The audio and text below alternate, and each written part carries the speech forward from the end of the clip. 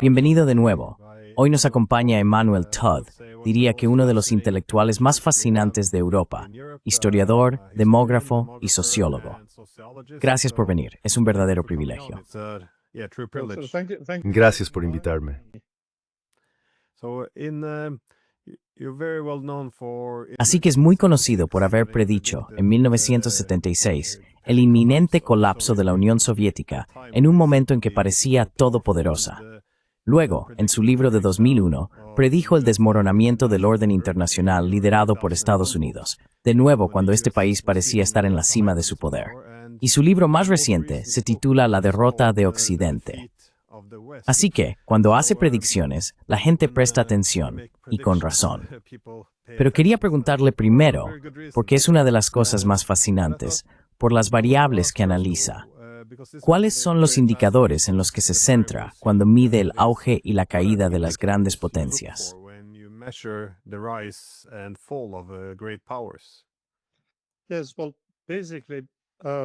Sí, bueno, básicamente no soy un geopolítico.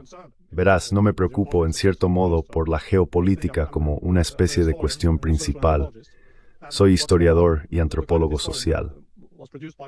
Además, soy el tipo de historiador que fue formado por lo que en Francia llamamos la escuela de los anales.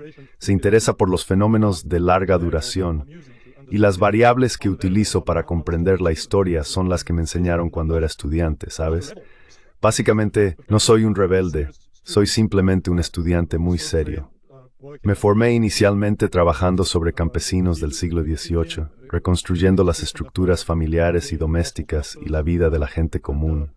Me formé en demografía histórica, con variables como la mortalidad, las tasas de natalidad y demás.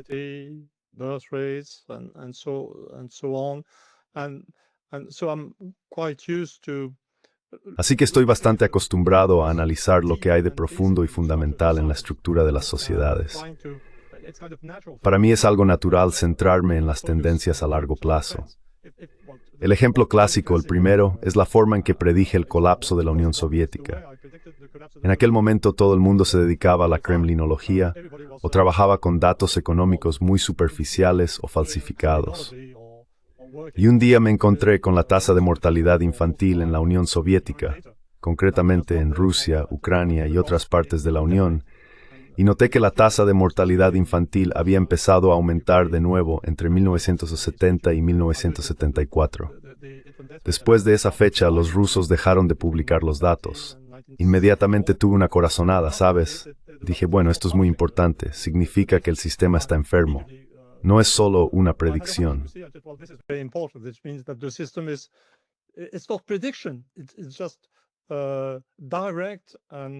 Es simplemente observación directa.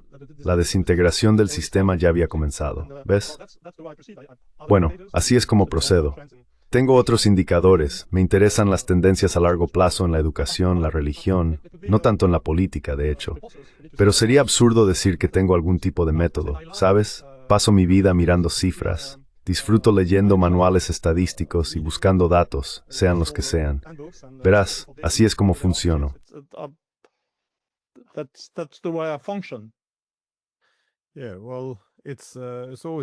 Sí, bueno, siempre resulta interesante cuando alguien adopta un enfoque diferente, porque, ya sabes, cuando todo el mundo piensa de la misma manera, en realidad nadie está pensando, como suele decirse.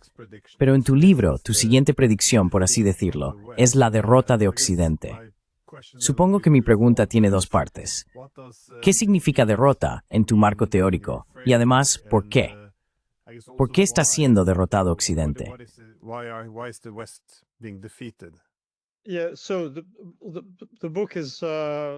Sí, bueno, el libro es, el título es La derrota de Occidente y no la victoria de Rusia, ¿sabes?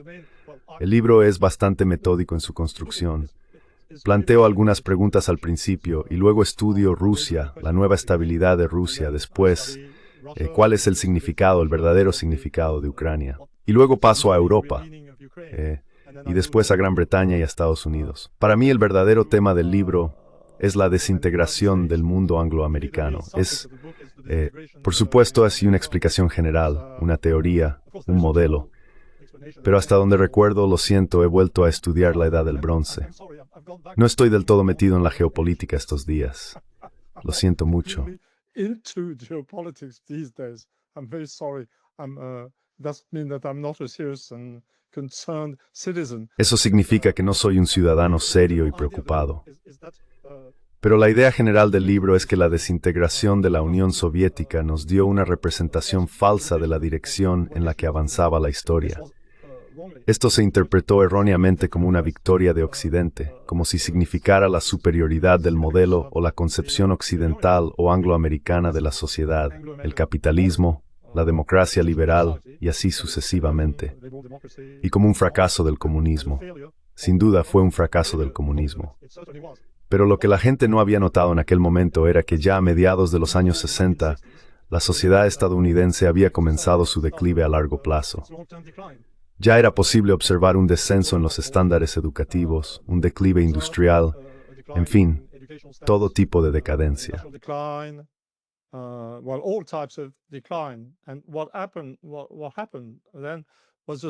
Y lo que ocurrió entonces fue, si lo piensas en términos históricos generales, una especie de locura. La expansión de un sistema que ya se estaba desintegrando, algo hueco en su centro. Tras el colapso del sistema soviético, con la OTAN avanzando hacia Europa del Este y amenazando a Rusia, llega un momento en que Rusia, después de un periodo muy difícil, vuelve a estabilizarse, se muestra profundamente apegada a su propia soberanía y dice, basta, hasta aquí.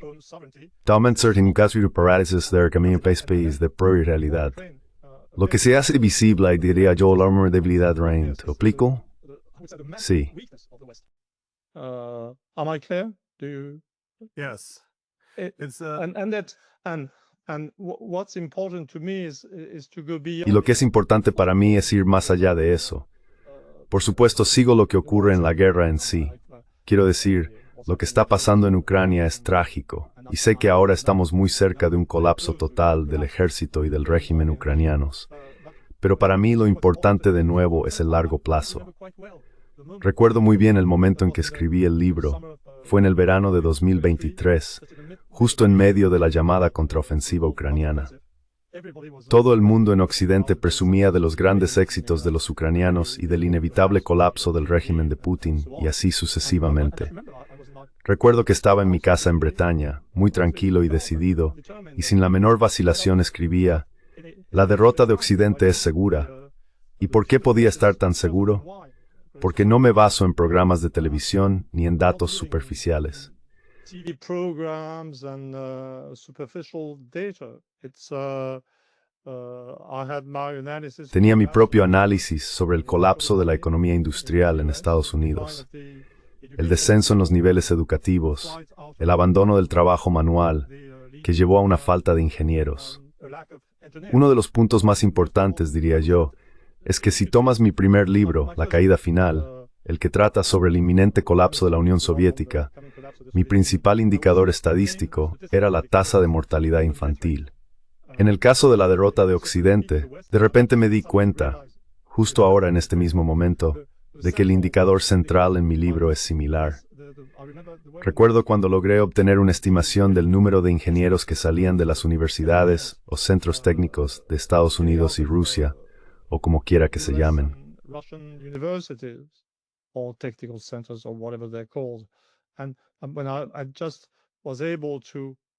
Y pude calcular que los rusos, con una población 2,5 veces menor que la de Estados Unidos, estaban produciendo más ingenieros. Y cuando se dice ingenieros, hay que pensar en ingenieros más técnicos, trabajadores cualificados, todo lo relacionado con la producción de bienes materiales. Ese es el elemento central. Simplemente sabía que Estados Unidos no tiene los medios para continuar la guerra, porque no tiene la gente, no tiene el tipo de fuerza laboral necesaria. Y bueno, sé que hoy en día el Pentágono y la corporación Rand están de acuerdo conmigo. No hay duda al respecto. Así es como funciono. No intento ofrecer un análisis general ni detallado de las cosas. Solo intento dar a la gente una idea de cómo pienso.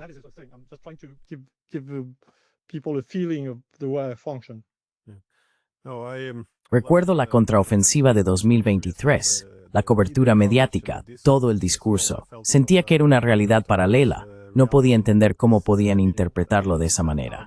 Pero la forma en que hablas, The world reality. El mundo de la realidad debería ser central en estos días, porque entrar y salir de la realidad es algo que amamos ahora. The game we play these days. Parece que también tienes algo en común con Thomas Piketty, porque él también sostiene que, cuando terminó la Guerra Fría y se derrumbó la Unión Soviética, el modelo angloamericano ya estaba agotado. Pero, como se interpretó como una victoria, surgió esa arrogancia. En la victoria, uno asume que tiene todas las respuestas. En lugar de intentar impulsar la recuperación económica y reconstruir una sociedad que había quedado desgastada por la economía neoliberal, simplemente pisamos el acelerador y seguimos adelante. Y esto, como sugerías, no hizo más que agravar muchas de esas debilidades estructurales. Pero entonces, miras a la familia. Yes, I very much agree with this.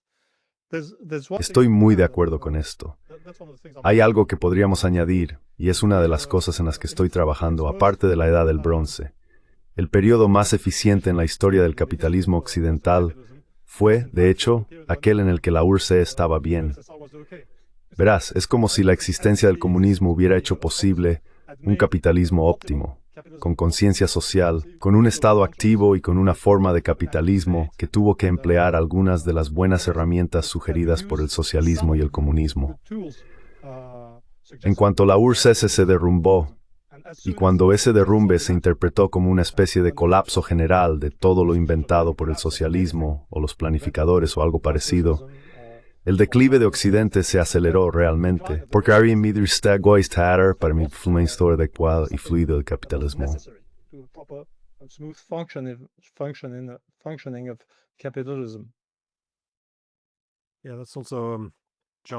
Sí, ese también es John Hurst. Escribió célebremente en los años 50 que las ideologías liberales funcionan mejor cuando se oponen a una forma de gobierno obsoleta. Una vez que se quedan sin competencia, comienzan a destruirse a sí mismas, lo cual, creo, está aún mejor expresado. Eso es. Bueno, si observamos la demografía, la educación, la familia, la pérdida de coherencia cultural y el nihilismo secular, ¿son todas estas señales de alarma que ves ahora mismo en todo Occidente político?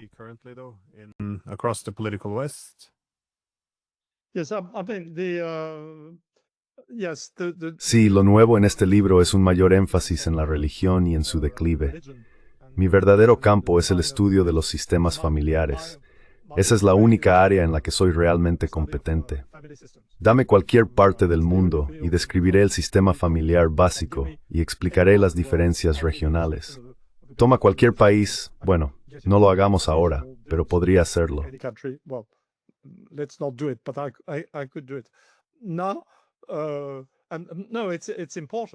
No, es importante porque cuando observo los sistemas sociales no veo estados ni ideologías. Veo mentalidades derivadas de los sistemas familiares. Por ejemplo, la debilidad de Occidente hoy en día, el núcleo de lo que llamamos el mundo angloamericano y Francia, o el norte de Francia, es que la estructura antropológica básica es la familia nuclear. Ya en la Edad Media, cuando se observaban los hogares, lo único que se veía era un padre, una madre y los hijos, nada más. Esos hijos cesaban, tenían que abandonar esa familiar. Esto permite explicar la gran flexibilidad del mundo occidental, mientras que en Alemania existía lo que se llama una familia troncal.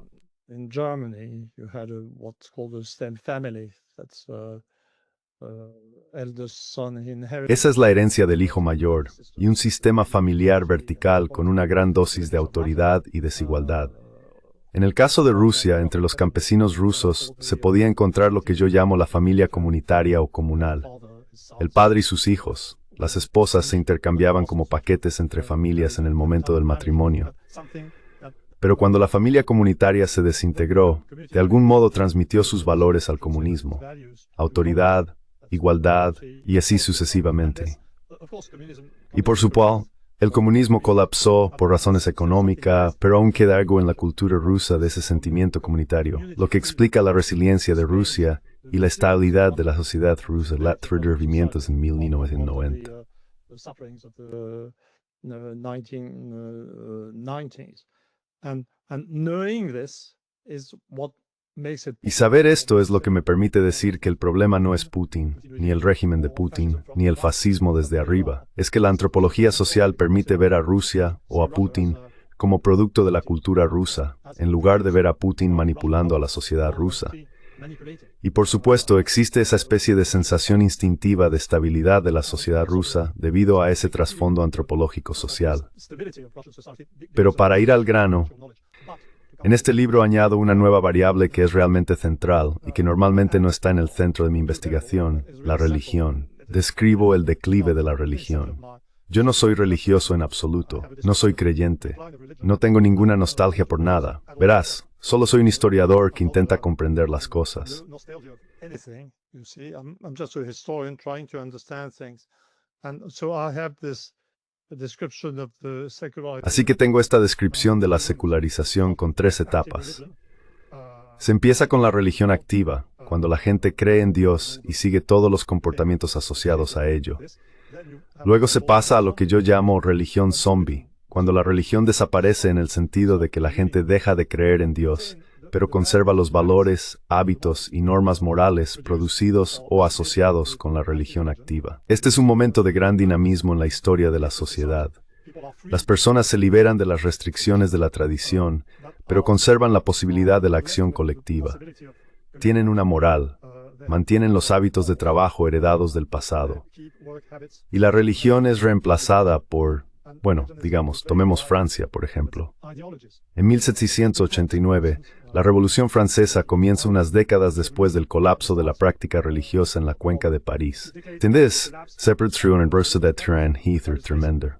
And then you've got a sort of tremendous release of energy.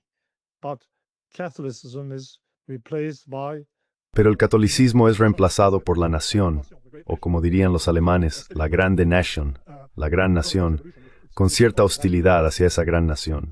Tenemos la Revolución Francesa con sus valores muy positivos, y cada vez que la religión se derrumba, libera un nuevo tipo de dinamismo social. Entonces, ¿es esa la segunda etapa? ¿La etapa de la religión zombie? En Francia, eso sería la revolución, con sus ideales de libertad e igualdad, porque las estructuras familiares eran liberales e igualitarias, mientras que en un país como Alemania produciría cosas más oscuras. Bueno, la socialdemocracia me parece bien, pero el nazismo no, ¿ves? La socialdemocracia o el nazismo sería la etapa zombie en Alemania. El comunismo sería la etapa zombie tras el colapso de la religión ortodoxa en Rusia. Pero ahora, quizá en el verdadero giro del tercer milenio, hemos llegado a la etapa de la religión cero. we've reached the state of zero religion. And zero religion is something entirely different. Y la religión cero es algo completamente diferente. Es cuando, bueno, no queda nada. No queda nada. Ya no tienes fe en Dios, por supuesto, pero también has perdido la moral, los hábitos sociales, todo lo que hace posible la acción colectiva. Y en esa etapa cero de la religión, la gente empieza a sentirse abrumada por una sensación de vacío sin sentido. Este sentimiento, la percepción de que no existe ningún valor, conduce a lo que yo llamo nihilismo. Es una deificación de la nada, un impulso de destruir cosas, personas o incluso la propia realidad, de romper con el mundo real. Y creo que esto es lo que hace tan difícil analizar lo que está ocurriendo hoy en día en el mundo geopolítico inmediato. Por un lado, no olvido los factores racionales tradicionales, la cuestión del poder, la cuestión del control, de las fuerzas económicas, de los ingresos. The economic forces, incomes. You see, I'm not. I told you I'm not a religious person. Verás, no soy, ya te lo he dicho, no soy una persona religiosa. Mi contacto con la realidad es completo, en cierto modo. Y se puede construir un modelo de lo que está ocurriendo utilizando la idea de la desintegración del poder económico de Estados Unidos. Hablaba de la falta de ingenieros, de la base militar industrial y demás. Todo esto es racional. Y con todo eso, se puede explicar gran parte de lo que está ocurriendo en el conflicto con Rusia. Para mí, personalmente, lo que estoy afrontando es un conflicto entre Estados Unidos y Rusia. Ucrania es completamente secundaria, en mi opinión. It's completely secondary in my view, but Pero si consideras que la ansia de poder es racional, cosa que yo no creo, aunque parece que muchos políticos veteranos piensan que el poder es un objetivo racional, bueno, ese es su juego. Bueno, esto existe, no hay duda. Pero lo que siento hoy en día, cada vez más, es que a esto hay que añadir y tener en cuenta un nuevo elemento, muy peligroso e irracional, relacionado con el estado cero de la religión, con la aparición del nihilismo. Y debo admitir que en mis entrevistas más recientes en Francia he estado especulando cada vez más sobre la expansión del mal. Verás, no soy muy religioso, no estoy acostumbrado a usar los conceptos de bien y mal, pero temo que lo que siento ahora es que parte de lo que está ocurriendo tiene mucho más que ver con el mal que con cualquier lucha o competencia racional por el poder. Lo siento, hablo mucho. No, está bien, incluso en inglés. Tenemos una traducción puede ser en francés. Sí, horrible. How I can be in French? I'm horrible. Well, you mentioned that you're not religious, but Bueno, mencionaste que no son religiosos, pero Friedrich Nietzsche tampoco lo era.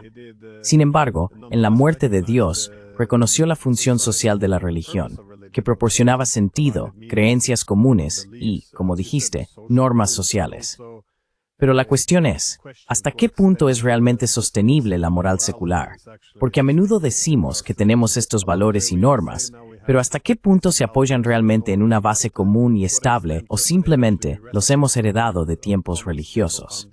Ahora parece que, como dijiste, la religión ha sido reemplazada por la ideología, y la ideología liberal se promueve más o menos como una especie de religión universal para organizar el consenso y las normas.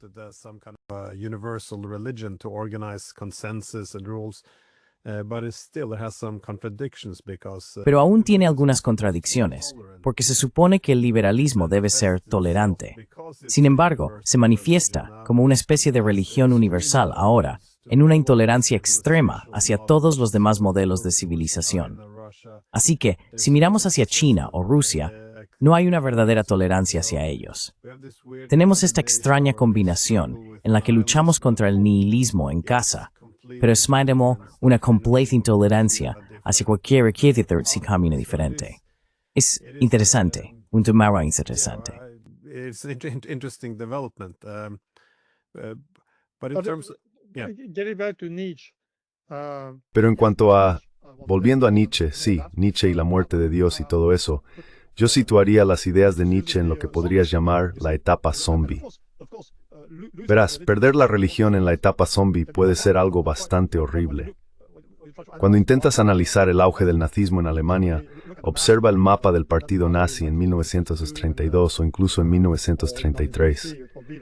Coincide con gran precisión con el mapa de la Alemania protestante, donde las creencias acababan de derrumbarse.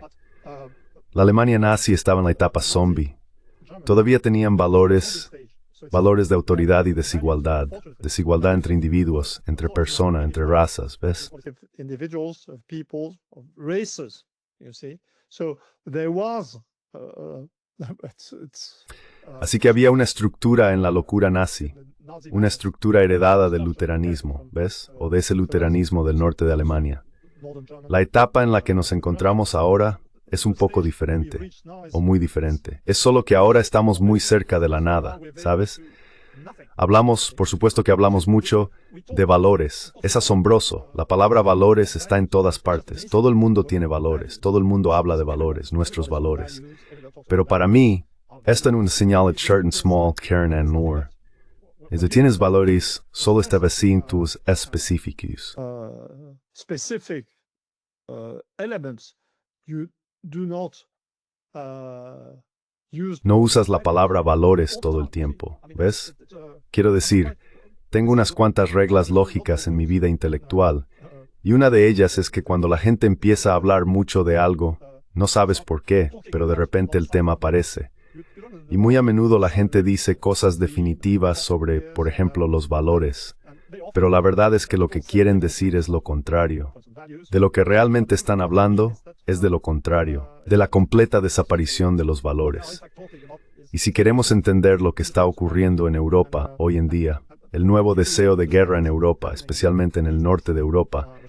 Esto, en mi opinión, no está relacionado con los valores liberales, ni con los valores liberales intolerantes, ni con nada parecido. Está relacionado con una completa falta de valores. Hay una cosa que se me olvidó.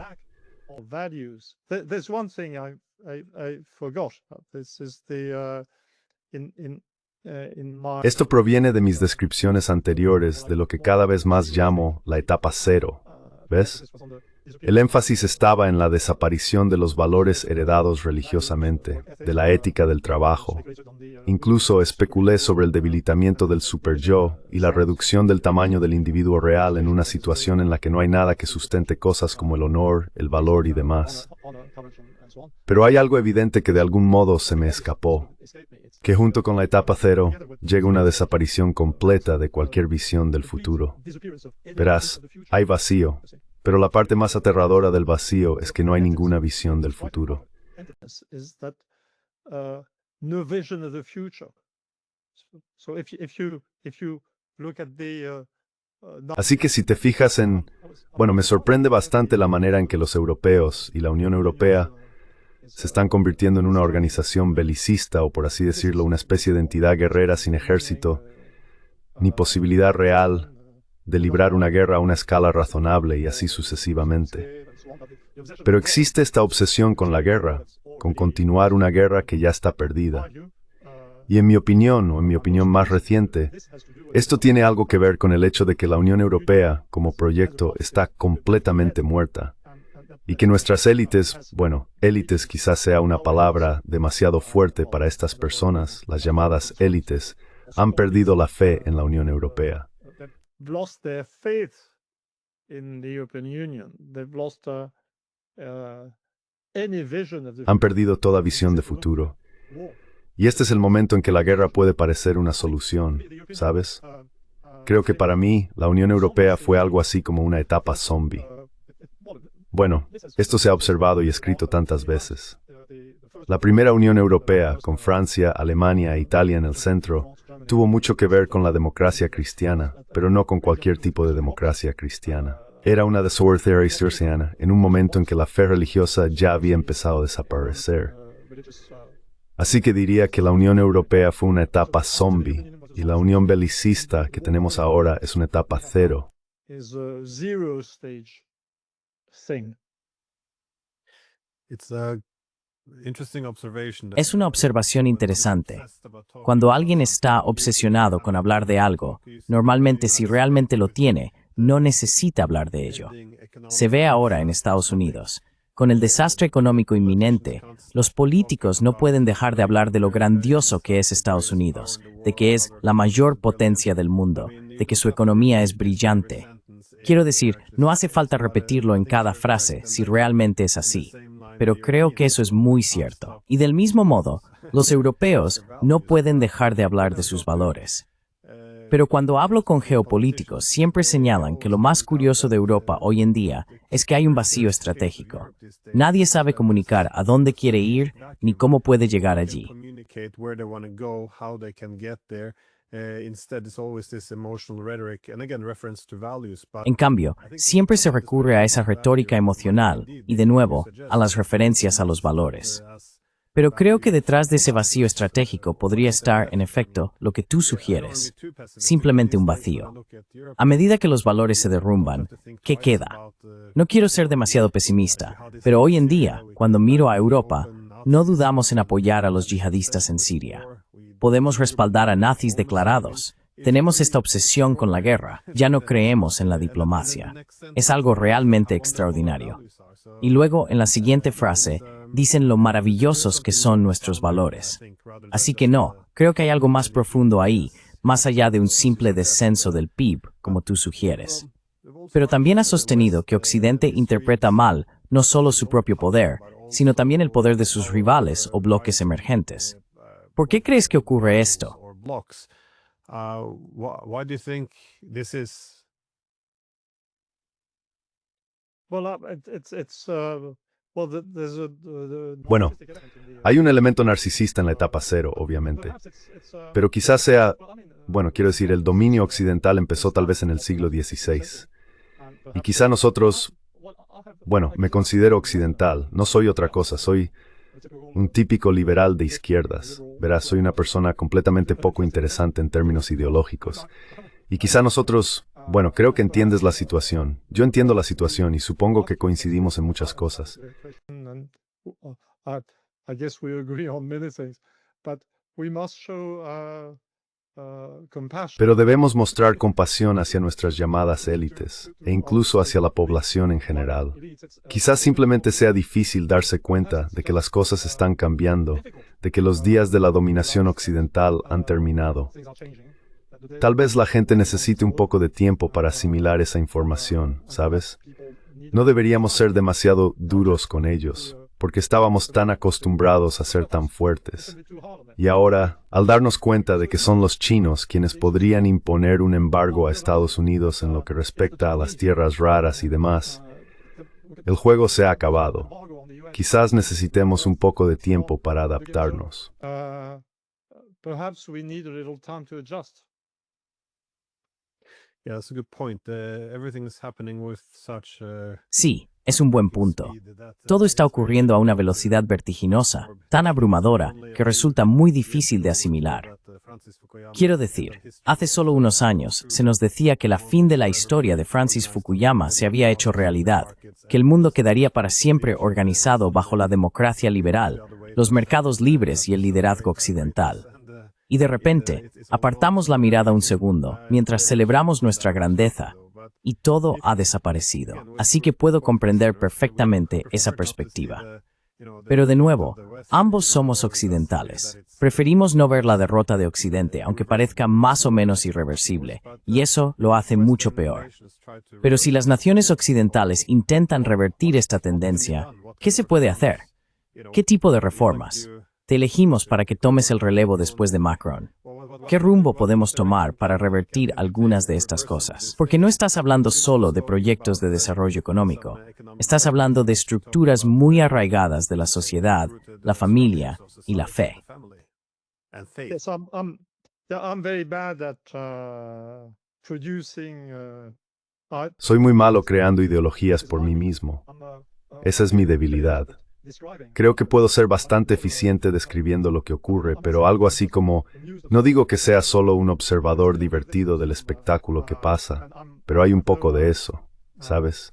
Y no tengo, bueno, hubo un tiempo en que era bastante militante respecto a que Europa o Estados Unidos se volvieran hacia... El proteccionismo es una forma de acción colectiva. Eso es lo que los chinos han estado practicando durante años, y otros países también. Pero en lo que respecta a revertir las tendencias, en realidad he perdido la esperanza. He perdido la esperanza. Nosotros creo que estamos muy cerca. Aún no hemos llegado al clímax absoluto de las cosas.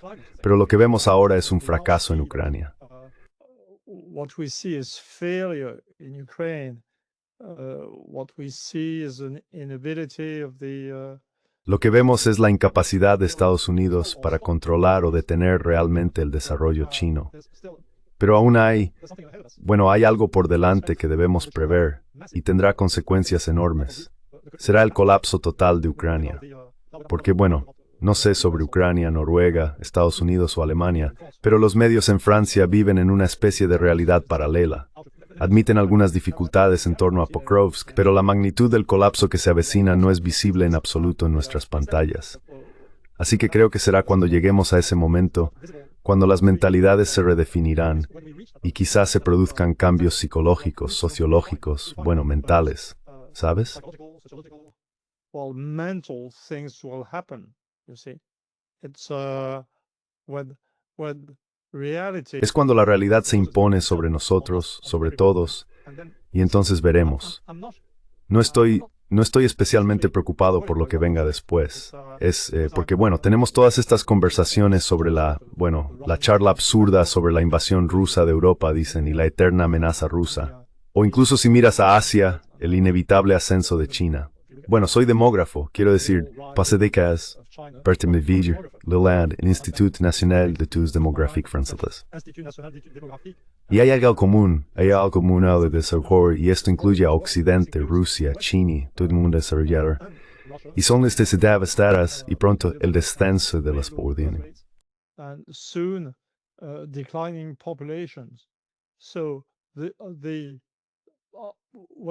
Así que cuando la guerra en Ucrania termine, y terminará algún día, creo que acabará con una victoria rusa. De hecho, una victoria rusa muy clara.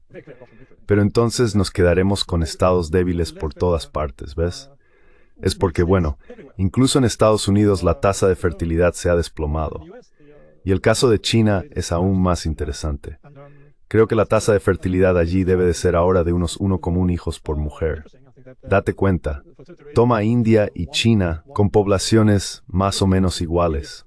Aunque la población china haya empezado un lento declive, lento por el momento, y sea ahora un poco menor que la de India, pero son muy comparables. Y así cada año habrá algo así como 22 millones de nacimientos en India y 9 millones en China. Quiero decir, el colapso demográfico es, bueno, aterrador, en cierto modo. just, well, scary in a way. And so there's no Y así, por supuesto, Estados Unidos no podrá superar a China en términos técnicos.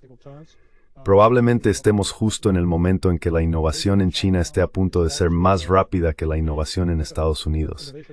Pero será por un tiempo, y luego tendremos una crisis en China como tendremos una crisis en todas partes. Esto también se aplica a Rusia, con una tasa de natalidad de 1,5 hijos por mujer.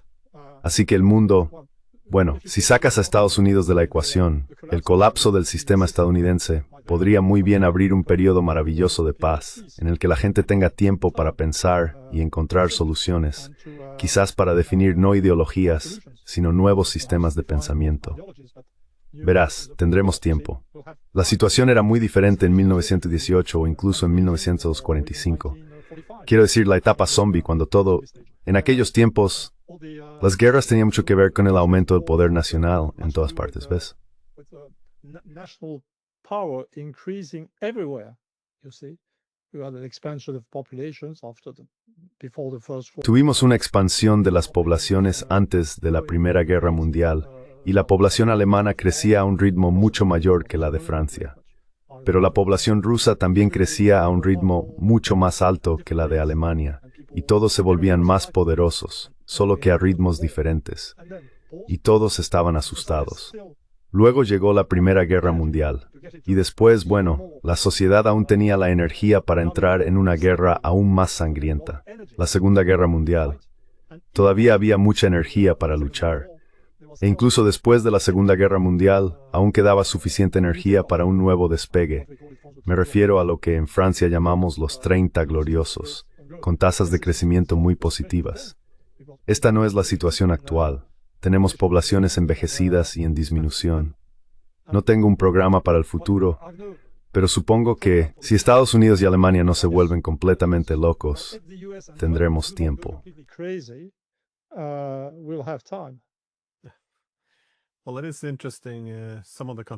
Bueno, es interesante.